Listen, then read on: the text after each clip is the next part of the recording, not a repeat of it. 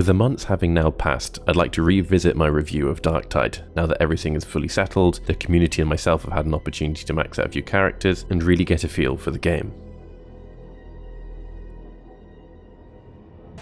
It's not easy to explain what all the little things are that make a thing 40k, but the art direction in Darktide absolutely nails the gothic aesthetic of the 40k universe. The environment designs from its vast hive city skyboxes are evocative of the series' grand dark style, and down to the small details and objects scattered throughout the world that all contribute to the immersive experience. The dialogue and writing between playable characters has its charm, and really helps scratch that itch for existing fans of the universe. The sound design also has to be mentioned, not only for its memorable and unique soundtrack, but with the innovative audio elements. The sounds of clicking gas cookers now invoke fear into my life, and the little details like the increased rattling of your gun as the magazine empties are all signs of immense passion and care put in by the creative teams at Fat Shark. However, the game continues to face issues with poor optimization, where even high-end rigs can struggle to get playable frame rates. And while there have been several hotfixes since launch, the issue persists, and this has the potential to alienate an even larger portion of the player base if not addressed. We've already had a new map release, which is great, especially as it's a really refreshing and unique looking map that brings some variety to the game, something that can be in short supply. You might have some trouble getting to actually play this new map, however, as with every aspect of gameplay, RNG is king. When selecting a mission in Darktide, you need to head to the center of the player hub, click on the map, and roll the dice as to what missions will be available, all of which will then be given a random difficulty level. So if you're max level and you want to try out new content at an appropriate level, you might just find yourself shit out of luck. The meat and potatoes of Darktide is in its gameplay, and it's here that the game really shines. The melee combat is visceral and engaging, the 4 classes offer unique gameplay styles, and a wide range of weaponry and feats means there's a playstyle for everyone. Mission objectives in Darktide are somewhat limited though, and while mowing down hordes of enemies is great fun, the rest of the time you'll find yourself either chasing servo skulls, waving around a multi-scanner, or playing whack-a-mole with a data interrogator. I recall Darktide 2 having significantly more variation here, a theme that seems to creep up again and again.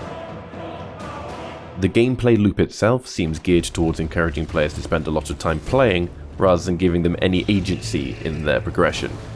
The loop currently involves camping the in-game shop and repeating this process of buying a grey weapon and hoping for good stats through RNG. This can be repetitive and is not particularly satisfying. Crafting is also not available in the game outside of re-rolling a single stat line on a weapon, despite the fact that the story takes place above a planet full of ore refineries and weapon manufacturing plants. When you do want to run a mission to gather some upgrade materials for the grey weapons you've stashed up, it can now be difficult to even find players to join you in Damnation or Heresy difficulties, even during peak hours sometimes. Exploration and mission completion don't really offer any tangible rewards and therefore feel unrewarding. You might find yourself only running a mission for the materials within, rather than the actual mission itself, which is completely backwards. The story in Darktide is somewhat mysterious, with little known about the characters outside of brief comments made between the playable characters during missions, and I don't really mean that in a good way. There really is no story going on. I'd mention a spoiler warning, but nothing happens to spoil. Once you hit level 30, having completed a series of quests which are just to level up some more, the villain of the arc is revealed to be someone you've never seen before, who is then simply shot on sight. Some rumours suggest that levels 1 to 30 serve as a prologue to the main story, which will be revealed through seasonal content in the future, but this hasn't really been confirmed by the developers, leaving players in the dark and unsure of what's actually happening in the game.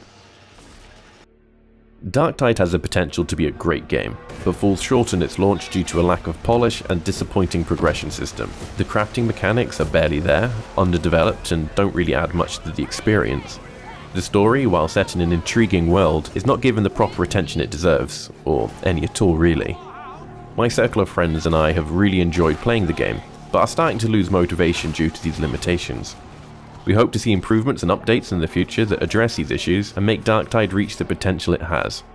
But until then, we'll likely just turn back to Vermintide 2 for now. Thank you for making it through the video. If you've made it this far, please feel free to leave a like. I'd love to hear your thoughts on Darktide in the comments, and if you have any recommendations on who to play in Vermintide 2, that'd be greatly appreciated. Hope to catch you next time. Cheers.